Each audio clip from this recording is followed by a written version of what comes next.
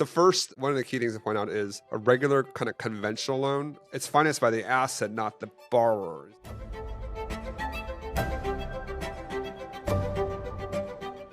Welcome back to STR Like the Best. I'm your host, Michael Chang. I have the great pleasure of my friend Robin Simon with me here today. Robin, thanks for joining the show. Thanks for having me. Good to be here. Where are you today? See this great backdrop you have there. Here in Austin, Texas. So it's been sunny and cold and back and forth as it usually is this time of year, but a pretty nice day down here in Texas today.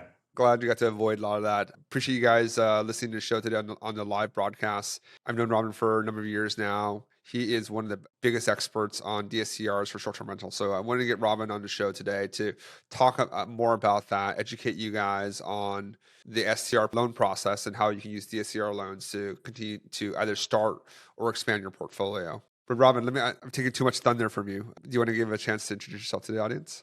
Yeah, that was great. And I'll take that intro for sure. So on the DSCR loans front, this is the first week since, or the first podcast appearance since I've published what's called the book on DSCR loans, which is a large book, 715 pages of kind of everything you'd ever want to know, and then probably a lot more on top of that about DSCR loans. It's available on Amazon.com, and I'm sure we can share a link. It's literally just called The Book on DSCR Loans. So I've been involved in the DSCR lending industry for a few years at a couple different companies. Been out of the lending industry for about a year over most of 2025, and in that time, based on my experience, I was able to kind of write this book. I also spent the last year purchasing 3 short-term rentals, including using DSCR loans for those, and then converting a primary to a short-term rental to a medium-term rental, actually. That's financed with other loan products. So Nice. been able to kind of write that book, but also see it from the other side, including working through the STR loophole and the tax implications, being a borrower, signing up and investing in STRs too, which has really opened my eyes from that side of the process as well. It's good to be on both sides of the coin. I think that's a really helpful perspective that you can bring to the table. But let's start with some basics. We'll have a link to the book. I reviewed it. It's a great book. Everyone, if you're interested in DSCRs, might not get through this entire 700 pages, but there's a bunch of good chapters in there that's really helpful. But why don't we give a little preview of that here today, Robin? So what does DSCR stand for, first off? So DSCR stands for debt service coverage ratio. It's a metric. So DSCR loans are just named after that metric. Okay. It can be a little confusing because it's mostly named that because most mortgage loans, especially if you've used conventional loans or just for your own residence, or traditional mortgage for a short-term rental, one of the main qualifying metrics is DTI, or debt to income, where they look at your personal income. So one of the big differentiators among many of DSCR loans is they don't use DTI. They don't look at personal income or even tax returns or anything like that. And instead of using DTI, it's using DSCR, which is the debt service coverage ratio, which measures the rental income from the property over your PITIA, or monthly expense. Yeah. Okay. There are a lot of acronyms there. So let's try to unpeel that a little bit. Okay. So first, I think one of the key things to point out is a regular kind of conventional loan. What we're trying to say there is like that's based on like your work income, for example. So, and that's generally on your personal credit report. The lender, the bank, is saying, "Hey, is Michael a good borrower?" Right. So that's the conventional side. DTI means debt to income ratio, just again to see how much debt versus income I have. Now, where Robin's the expert on is a DSCR loan, and that DSCR measures the personal or the property. So it's financed by the asset, not the borrower. Is that a right way to think about it, Robin? Yes, and then one of the things that was one of the motivations for the book, and I do spend some time on it, is kind of the misconceptions and the details here. Is there's a lot of terms in real estate and finance that can confuse a lot of people. A lot of terms for the same thing, a lot of different terms that are the same term for different things. So it can definitely get really confusing. Sometimes people think of DSCR loans as asset-based or based only on how much the property is making. That's a little bit of a misconception in that I really like to say DSCR loans are primarily based on the property, but not totally based on it. So it's going to primarily look at the property, that value of the property and the cash flow it's bringing in. It's also going to look at personal credit score and usually just make sure you have a couple months of liquid assets as a cushion. But other than that, all based on the property. So not all based on the property, primarily based on the property, not your income, not your tax returns, not your whole expenses and lifestyle, just on your credit score, personal background check, but everything other than that based on the property itself. Gotcha, gotcha. So just making sure that the owner of the property will be a good owner, right? Someone that has a good credit score, has some reserves, so that just some volatility. Okay. Now, us through the STR like the best program, where we advise clients on buying their first or their next short term rental, where the STR taxable is a big component to that. We're doing a lot of, for at least the first time home buyers, we do a lot of just personal loans, like they'll just because probably just not as financially sophisticated. So, maybe just talk through about like, is DSCR is like the right kind of first property product of financing, or is that something that you look to buy the second, third, fifth one? It would be more appropriate. Yeah, that's a great question. So DSCR loans are one of the best things about them is they're very flexible. So they can be used for a first-time investor. They can be used for, someone who's building a national portfolio and brand of more institutional like portfolio, and then everything in between. That being said, I like to always think it's kind of that, and this is where it's been really reinforced in my personal experience, buying a few on top of my primary this past year, is 5 to 50 is really kind of that sweet spot for DSCR loan borrowers, where, on your first couple, you can still probably qualify with, conventional loans or with a bank. And that's typically going to be the best way to go. And then over 50, I say, hey, retire, sell your 50 properties and retire and sail away in a yacht. Don't, get a 51st one with a DSCR loan. Really, it's that sweet spot because, I've seen it myself now qualifying with the paperwork that just piles up. And then the conventional lenders will use a lot of haircuts and restrictions. And we want to see 2 years of tax returns on, each STR and if it shows up. So the real sweet spot is kind of when you hit 5, but even if you especially if you're doing short-term rentals and it's more complicated than the long-term rental underwrite, even on your second, third property, it starts to make a lot of sense, especially if you're using the kind of STR loophole type of tax strategy. DSCR loans are LLC friendly, whereas conventional loans, you need to go on your personal taxes, your personal name, your personal credit report. So a lot of people, especially in the short-term rental space, will start seeing the benefits of DSCR loans kind of on that property, whether that's 5, but even a little earlier, especially if you're doing STR strategies, more in that second, third, fourth type property when you're really building a portfolio or getting systems in place. I think the STR taxable would probably be very helpful because it may not help you on the debt and income overall, but this will help you on the cash side because you'll be able to take, I presume you did the same, Robin, when you bought 3 this year, right? Was to be able to, or over the last 12 months, was to get that tax benefit back, right? So that you can go buy the next one. And then maybe you're offsides on the debt and income side. Yeah, maybe let's touch more about the conventional side because I think there were a lot of people have questions. Maybe talk about second loan versus investment property, and that'd be a good place to start. And then we can move over to the DSCR side because folks, I think everyone understands you buy your home, right? So the primary mortgage is generally pretty low. You generally don't have debt on that outside of your other stuff. And then maybe talk about like a second home loan, investment loan.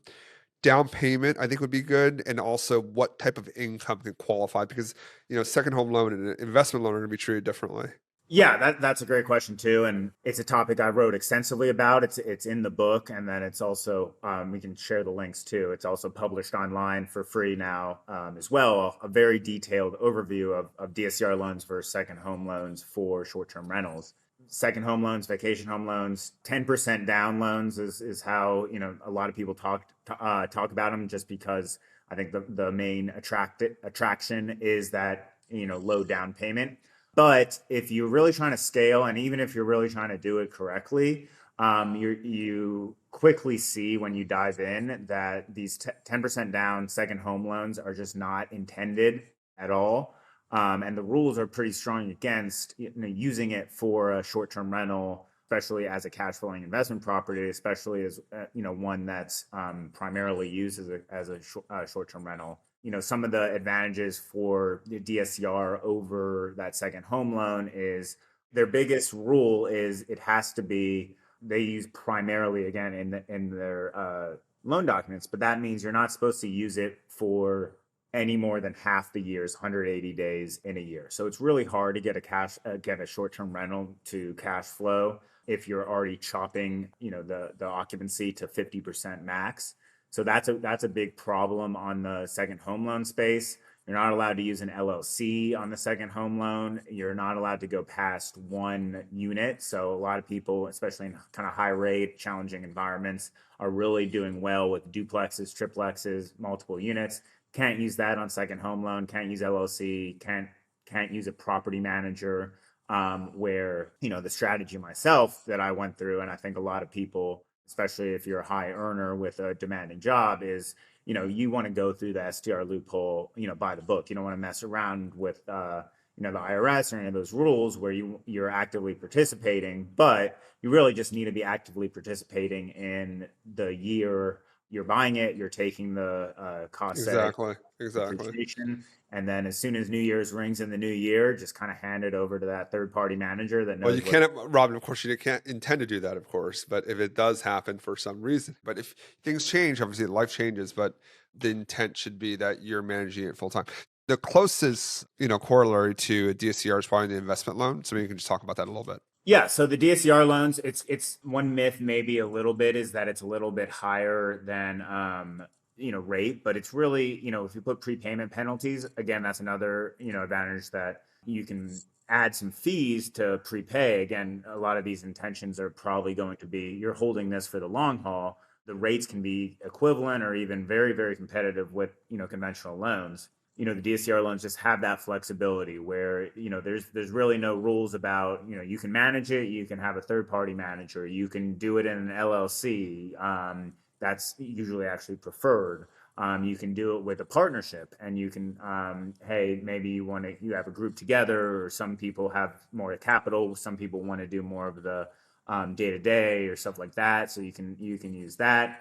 Really no geographic restrictions. There's really no restrictions at all. You're not supposed to occupy it, but generally people think, hey, a couple weeks here or there, 14 days. So, you can stay in it just to get it going and stuff like that. But really, if it's a investment property intended as a true investment property, which I think a lot of short-term rental investors are aiming for, it is, very flexible and kind of a great go-to option. So can you do a investment loan in LLC? Yes. So, Okay. yeah, it's preferred to be in an LLC by a lot of lenders. There's some states where you can only do it as an LLC, but pretty much every DSCR lender is going to allow you to use an LLC or partnership model or even trust as preferred over an individual. And those, as long as you kind of stay, current, that's not going to show up on your credit report or anything like that. But that's another good section where I really go over all the details. So, conventional loans supposed to be in your individual's name, and DSCR loans, you can do it in your name in a lot of states. You can do LLC, a trust, a corporation, a partnership. There's a lot of flexibility on kind of the entity structuring end, which can make a lot of sense once you're scaling too. So really, to distill this down, then it's good if you're trying to grow, trying to scale. It's not part of they don't look at your income, or they don't look at your W-2 income per se. If you're looking to start and you want to do a lower down payment and you're okay with only occupying it for, based on the rules, for not more than 50% of the time, then, you can go to second home loan route.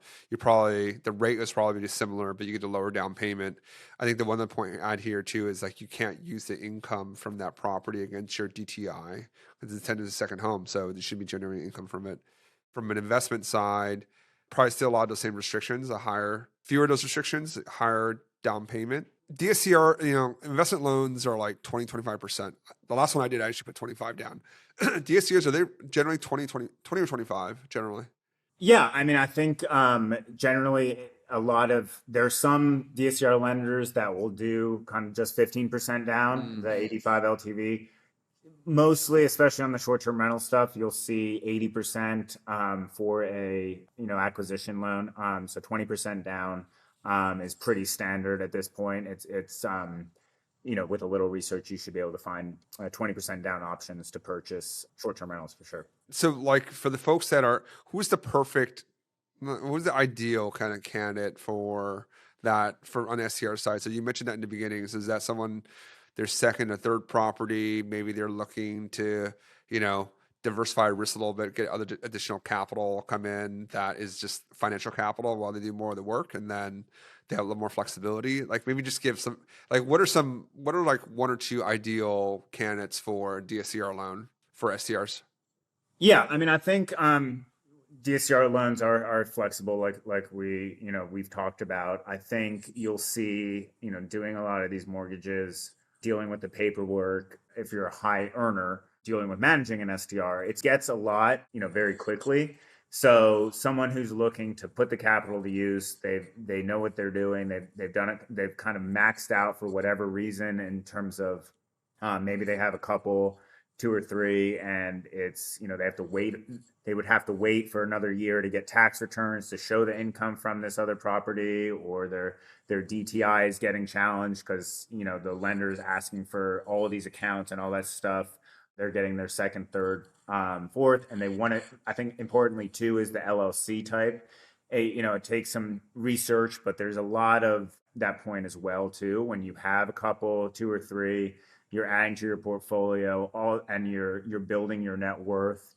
Maybe when you're just starting out, or you're investing in STRs on the side, okay, it might not make sense to have a whole LLC for a different LLC for all your properties. But if you're a high earner and you've started putting stuff away in the bank and you have a few million net worth, then all of a sudden when you're investing in LLCs, it's investing in STRs, it probably starts to make sense to, hey, I want to put these in different LLCs. I want to spend the $500 a pop, and protect my liability from having guests all over the place. So I think someone who's hitting that kind of third, fourth, fifth property. I think if you want to start investing with a group, the LLC stuff is very important.